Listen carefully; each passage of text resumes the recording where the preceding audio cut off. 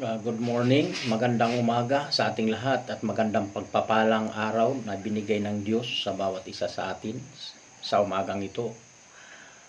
Praise God, narito na muli ang munting kawan ng Diyos. Tayo ay mayroon tayong Bible study sa umagang ito para tayo ay matuto sa salita ng Diyos. Praise God. Kailangan natin matutunan ang salita ng Diyos dahil ito yung ating pagkain ng ating mga kaluluwa. Bago tayo dadako sa ating Bible study, first God, tayo ay manalangin sa Diyos at hingin natin sa Kanya na makasunod tayo sa Kanyang kalooban at makasunod sa Kanyang palatuntunan. First God. Yes, Lord, Amang banal na makapangyarihan sa lahat, salamat po o Diyos sa umagang ito. Sa araw na ito, Panginoon, narito ako kasama mga viewers, subscriber at kasama ang ating pamilya, Panginoon. Lord God, kami po ay humihingi po, Panginoon, ng tulong sa iyo, God, na buksan mo po ang aming mga kaisipan, aming mga puso, Panginoon, upang maitanim ang iyong salita na aming pagbulay-bulayan sa umagang ito, upang ito'y maging kayamanan ng aming mga buhay habang kami naglalakbay pa sa sanglibutang ito. Amang banal, kami po ay humihingi rin ng kapatawaran sa aming mga pagkakasala, maging sa isip man ito salita at sa gawa, ay patawarin mo ang bawat isa sa aming mga kahinaan, Panginoon, sa aming mga pagkukulang sa iyo, Diyos. Patawarin mo ang bawat isa. Amang banal, ay pag-aingatan mo rin po ang buong sangbayan ng Pilipino at ang buong mundo, Panginoon. Pag-aingatan mo ang bawat tao sa mundong ito. Amang banal, kami po ay dumadalangin sa iyo, Ama, naway bigyan mo kami ng kapayapaan at pag-ibig na mula sa iyo, Diyos. Nawa ang pag-ibig na ito ay siyang mangibabaw sa aming lahat. Ito po ay sinasamo, dinadalangin namin sa iyo, Ama, sa pamamagitan ng aming mahal na Panginoon Kristo na siyang dakila naming tagapagligtas. Amen. Praise God. Salamat sa Diyos. Praise God.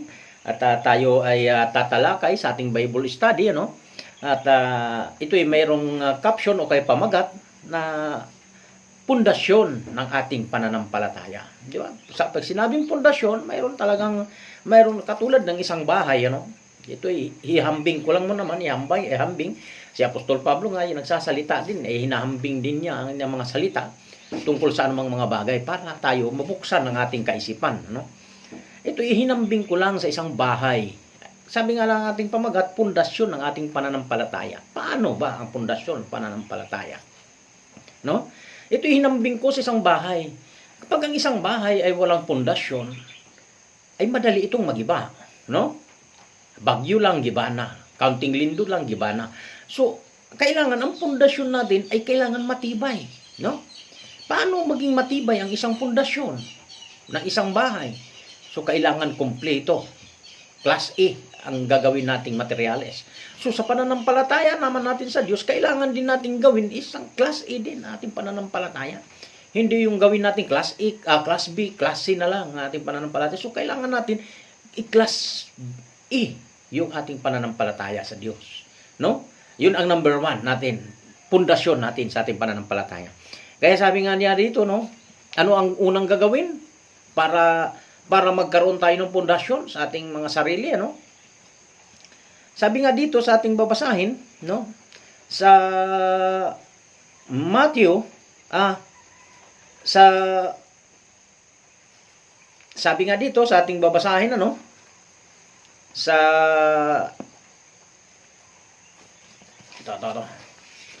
sabi dito sa Unang Korinto 9:27, sabi sa Unang Korinto 9:27, sabi sa 27, ngunit hinahampas ko, sabi ni Apostol Pablo sa kanyang mga sulat, ngunit hinahampas ko ang aking katawan at aking sinusupil, baka sakali sa anumang paraan, sabi niya, pagkapangaral ko sa iba, ay ako rin ay matakwil. Sabi ni Apostol Pablo, sinusupil ko ang aking sarili.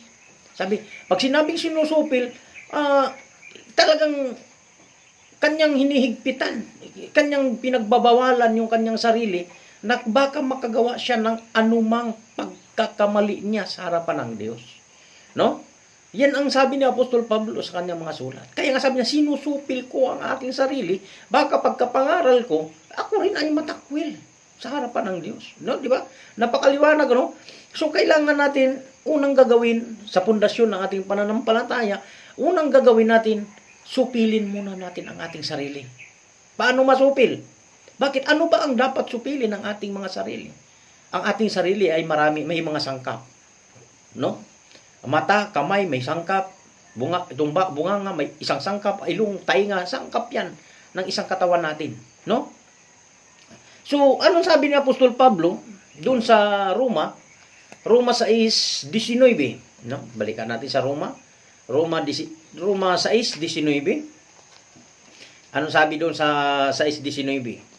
Huwag naman ninyong ihandog ang inyong katawan, sabi na. Mga sangkap ng inyong katawan. Sabi dito sa 19, yan, no? Basahin natin. Sabi na, nagsasalita ka ayon sa kaugalian ng mga tao dahil sa karupukan ng inyong laman. Pag sinabing karupukan ng inyong laman, mahina ang ating espiritu. Mahina yung ating katawan, lupa. Sabi niya, mahina ang inyong laman, sabi ni Apostol Pablo. Sapagkat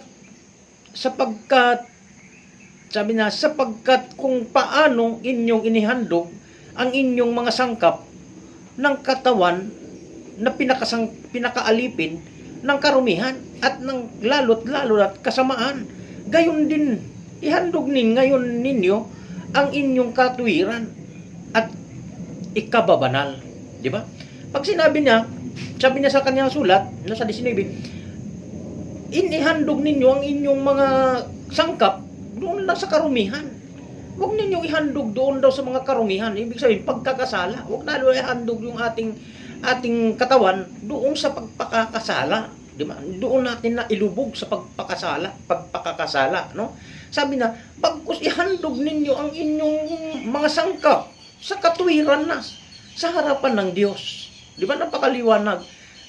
Ihandog daw natin yung mga sangkap natin. Ano yung mga sangkap? Yung ating gagawin sa mundong ito. Di ba? Yung ating mata. Anong ating mata? Nakakakita. Ano ang ating ilong nakakaamoy? Ayun yung bunganga, yung magsasalita ng katotohanan tungo sa harapan ng Diyos. No? Yun doon natin ihandog ang ating sarili. No? Sa katwiran at ikababanal ng bawat isa.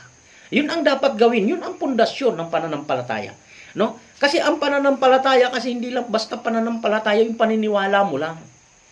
Yung naniniwala ka lang na may Diyos, tama na, sapat na. Yung makasimba ka ng araw ng linggo, sapat na. No, hindi. Di ba? Kailangan ang pananampalataya mo mayroon itong kalakip na gawa. Anong gawa ito? Yung ikabubuti ng bawat isa. Ikabubuti at ikararangal sa harapan ng Diyos. Yun ang gawa ng pananampalataya. Yun ang pundasyon, no? Kaya sabi, dagdagan natin. Sabi sa Ikalawang Korinto, no? Basahin natin sa Ikalawang Korinto. Sabi sa Ikalawang Korinto 3, ang talatay at 13:5, ano? Ikalawang Korinto 13, ang talatay 5, no? Para maunawaan natin. Sabi dito sa 13:5, siyasatin ninyo ang inyong sarili. Kung kayo nga nasa pananampalataya, subukin ninyo ang inyong sarili, hindi ba ganinyo nalalaman sa ganang inyong sarili na si Jesucristo ay nasa inyo, maliban na lang kung kayo ay itinakwil na. No? Napakaliwanag, di ba? Napakaliwanag. Sabi na, subukin ninyo. Siyasatin mo muna yung sarili mo kung talaga bang ikaw naglilingkod sa Diyos. No? Siyasatin mo ba? Baka man naman ang iyong paglilingkod ay doon lamang sa pakinabang. No? Doon lamang sa pakinabang ang iyong paglilingkod sa Diyos. Dapat siyasatin mo muna kung talaga ba'y totoo ang puso mo na talagang Diyos ang iyong hinahanap sa panahong ito. Subukin mo ang iyong pananampalataya tungo sa Diyos. Pag sinabing subukin, paano ang pagsubok ng iyong pananampalataya? Subukin mo ito para makilala mo si Kristo. Anong pagsubok na yan? Kailangan Kailangan mong pagnilay-nilayan sa buhay mo ngayon kung saan ka na ba talaga. Kung sapat na ba ang iyong pananampalataya sa kanyang pagbabalik sa pagharap mo sa Diyos pagdating ng panahon. Yan ang kailangan mong pagnilay-nilayan. Lalong sa panahong ito. Kaya nga sabi ni Apostol Pablo, subukin ninyo ang inyong sarili. Siyasatin mo muna yung sarili mo. Yung puso mo, siyasatin mo kung tama na ba yung paglilingkod mo sa Diyos o baka hindi pa sapat. Ano? Yan ang sabi sa Biblia sa 2 Korinto 13:5. Siyasatin mo ang iyong sarili. Napakaliwanag, ano?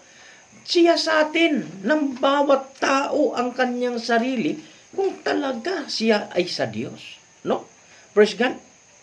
Dagdagan natin dito sa 14. 1 Korinto 14:37. Sabi sa 37, kung iniisip ni Numan na siya'y propita o ayon sa Espiritu, kilalanin niya ang mga bagay na sa inyo'y isinulat ko na pawang utos ng Panginoon. Sabi ni Apostol Pablo. Di ba napakaliwanag? Ano daw ang sabi ni Apostol Pablo? Kilalanin mo. Ano ang kikilalanin mo? Yung sarili mo ba? Kilalanin mo? Hindi, kilalanin mo yung utos ng Diyos nasa Biblia. Di ba? Huwag mo niyong sabihin na ako nakasunod doon sa lumang tipan. Doon ako nakasunod. Sa lumang tipan, bago lang yan, wala yan. Hindi. Ang bagong tipan dapat doon tayo magsisunod. Bakit? Si Kristo, ang mga nakaraan niya ang nakasulat doon sa bagong tipan. No? Kay Kristo, dapat dito tayo sumunod. Kaya nga sabi doon sa Juan 1:17 ng Juan, ang kautusan ibinigay kay Moises at ang katotohanan at ang biyaya ibinigay kanino sa ating mahal na Panginoon Kristo. Saan ka ba dapat sumunod? Di doon tayo sa ating mahal Panginoon Kristo. Bakit? Diyan ang pundasyon natin sa ating pananampalataya tungo sa Diyos. Ilatag natin sa ating mahal na Panginoon Kristo. Di ba tama? Praise God. Kaya sabi nga niya dito, kilalanin mo. Dahil ang lahat ng ito, pawang mga utos. Di ba? Pawang mga utos. Bakit? Bakit pawang mga utos? No? Praise God. Hebreo. Basahin natin ang Hebreo.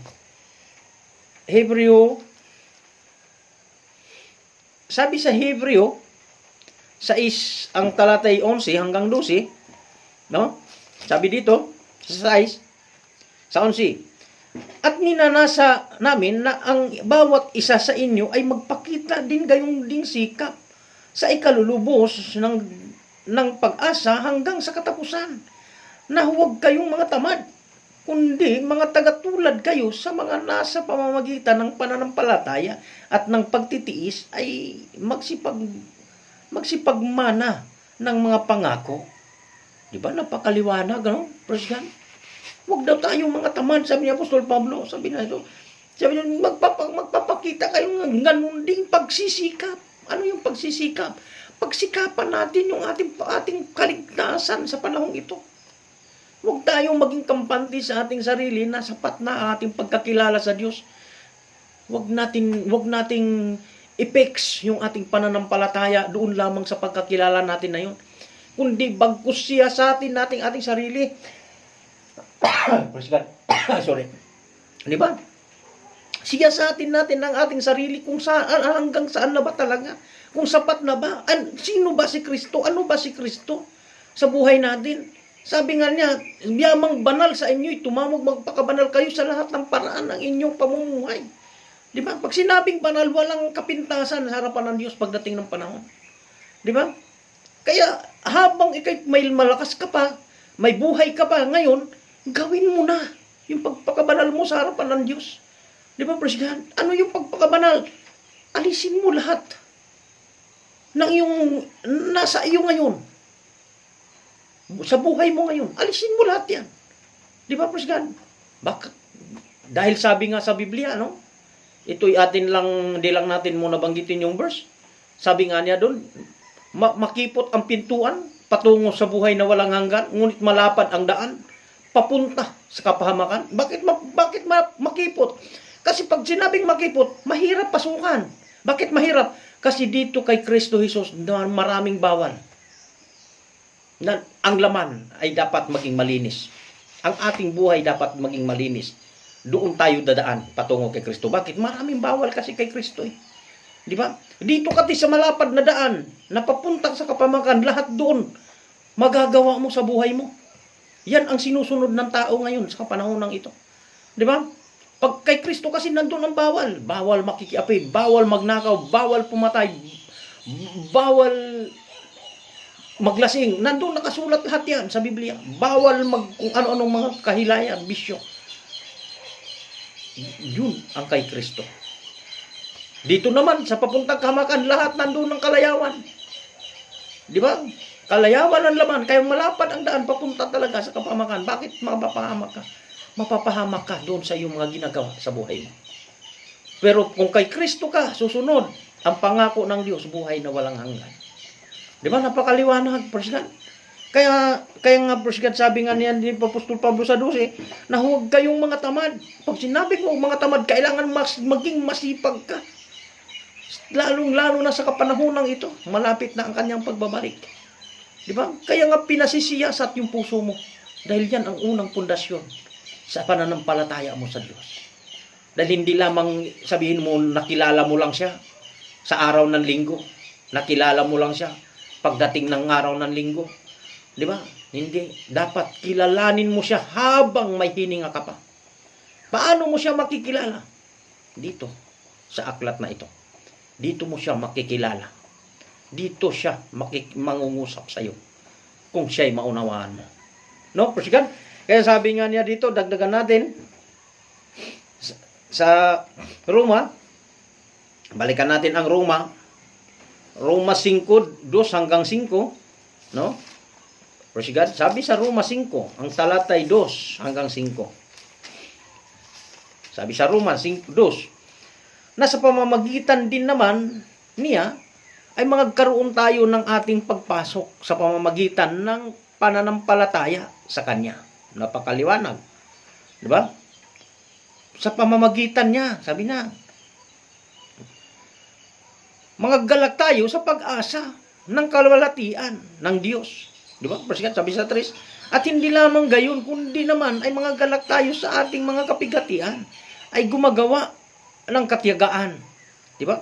Sabi naman sa 4, at ang katiyagaan ay ang pagpapatunay at ang pagpapatunay ng pag-asa. Sa 5, at ang pag-asa ay hindi humihiya sapagkat ang pag-ibig ng Diyos ay nabubuhos sa atin, mga puso, sa pamamagitan ng Espiritu Santo na ibinigay niya sa atin.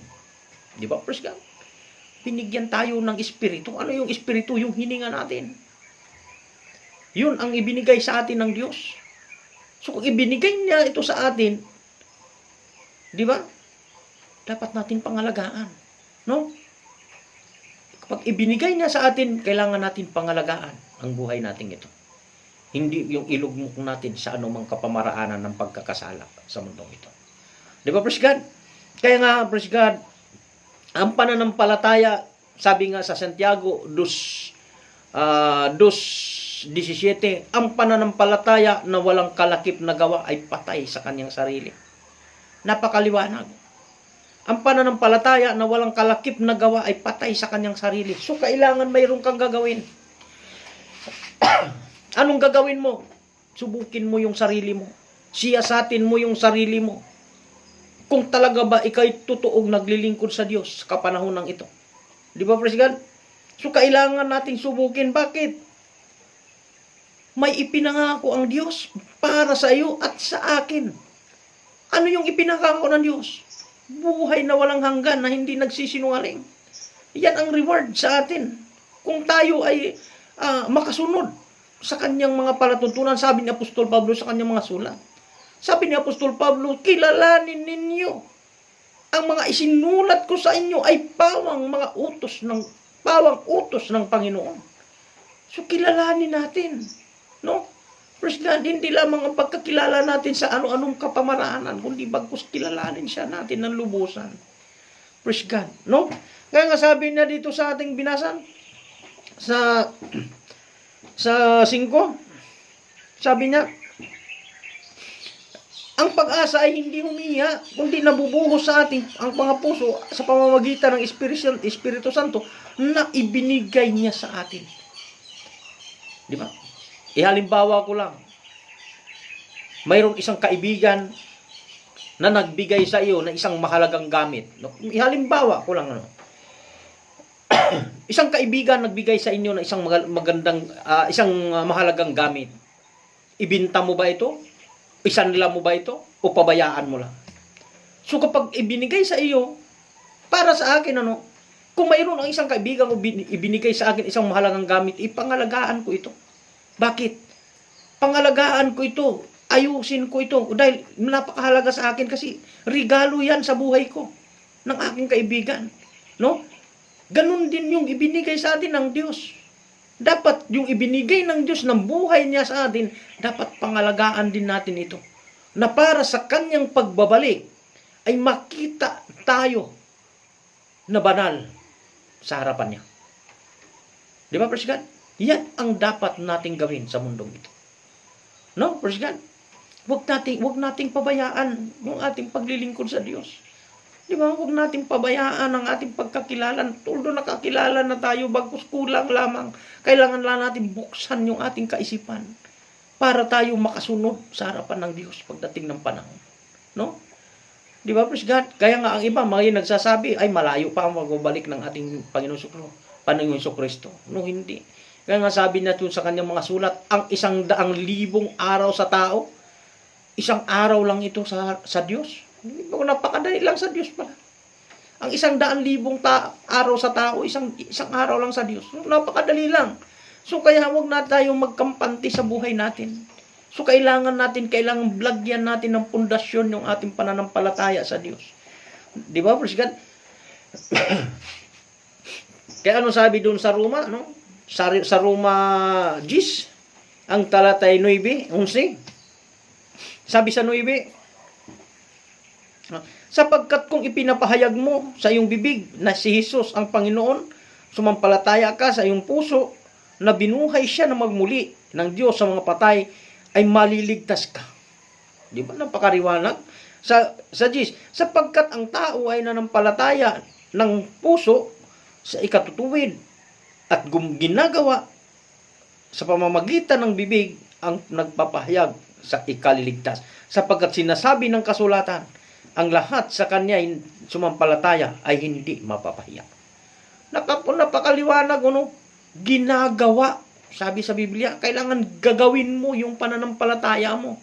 Hindi yung gagawin mo na pagdating lang ng araw ng linggo, doon ka lang mananampalataya.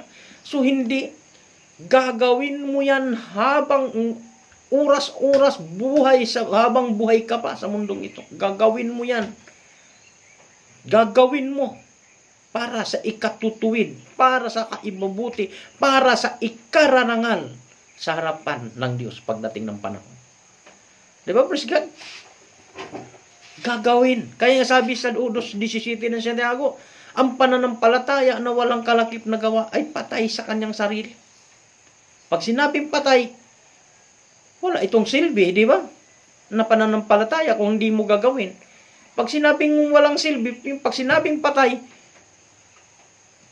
walang gawa talaga, kundi nanatili ka lang talaga dyan sa iyong pananampalataya, no? So, kailangan natin gagawin. No? Kaya sabi sa Juan 20:31, no? Dalhin natin sa Juan 20:31.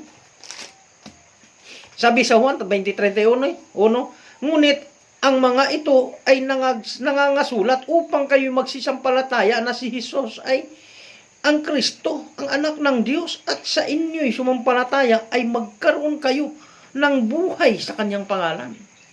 Napakaliwanag, no? Magkaroon tayo ng buhay sa kanyang pangalan kung tayo nanampalataya sa kanya. Sa anong paraan? Mayroon tayong gagawin. Kaakibat na gawa sa harapan ng Diyos. Ano yon? Pag sinabi ng Biblia, sabi sa unang Tesalonika 5:22, layuan ninyo ang anyo ng masama. Layuan natin. Di ba? Sabi naman niya doon sa upang kayo, sabi sa Kolosas, sabi ni Apostol Pablo, puspusin, sabi niya, mula ng araw na aming marinig ito, hindi kami nagsitigil ng panalangin tungkol sa inyo, sabi ni Apostol Pablo, upang kayo puspusin ng kaalaman, ng karunungan, ng buong karunungang espiritual, upang kayo magsilakad ng nararapat sa Panginoon, at magsipagbunga sa bawat gawang mabuti. So, kailangan pala natin magsipagbunga yung ating gawang mabuti, yung ating pananampalataya, kailangan palang magbunga ng mabuti sa harapan ng Diyos pagdating ng panahon. So, ano yung kabutihan? Magpakalinis tayo sa lahat ng karumihan sa lahat ng paraan ng ating pamumuhay, sabi sa Biblia. No? Praise God, kung ating unawain, mahirap gawin, mahirap sundin ang Biblia. Pero kung gagawin natin, mas madali. Dahil ang pangako ng Diyos sa bawat isa, buhay na walang hanggan at hindi nagsisinungaling, sabi sa Tito 1:2. Buhat pa ng pasimula ay ipinangako na ito ng Diyos, na ang pangako niya ay buhay na walang hanggan at hindi ito nagsisinungaling. Pero kapag ang tao ang nangako sa iyo at sa akin, maari pa itong hindi matutupad.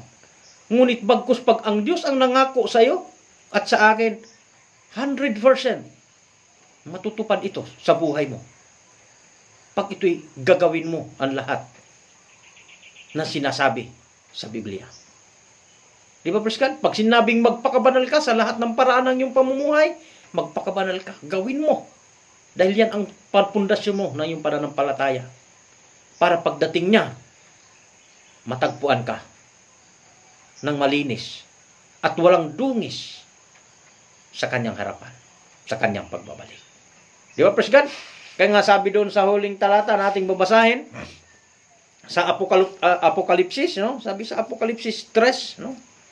Sabi doon sa Apokalipsis 3, basahin natin sa Apokalipsis. Sabi sa 3, sabi na, sa 3:2 hanggang 3, sabi na, mangagpuyat ka at patibayin mo ang mga bagay na natitira na malapit ng mamatay, sapagkat wala akong nasumpungan inyong gawang sakdal sa harapan ng aking Diyos. Alaalahanin mo nga kung paano inyong tinanggap at narinig, at ito'y tuparin mo at magsisi ka. Kaya't kung hindi ka magpupuyat, ay paririyan ako gaya ng magnanakaw, at hindi mo malalaman kung anong panahon paririyan ako sa iyo. Nagpakaliwanag, no? Sabi niya, magpuyat ka. Anong magpuyat? Yung bagang hindi ka matutulog sa gabi? Yung katulad ng ginagawa natin na pagdating ng gabi, tutulog tayo. Hindi ang pagpupuyat, yung palakasin mo yung pananampalataya mo tungo sa Diyos. Ang pagpupuyat, yung lagi kang piparado sa iyong sarili. No? Lagi kang piparado. At patibayin mo yung pananampalataya mo sa Diyos, sabi niya.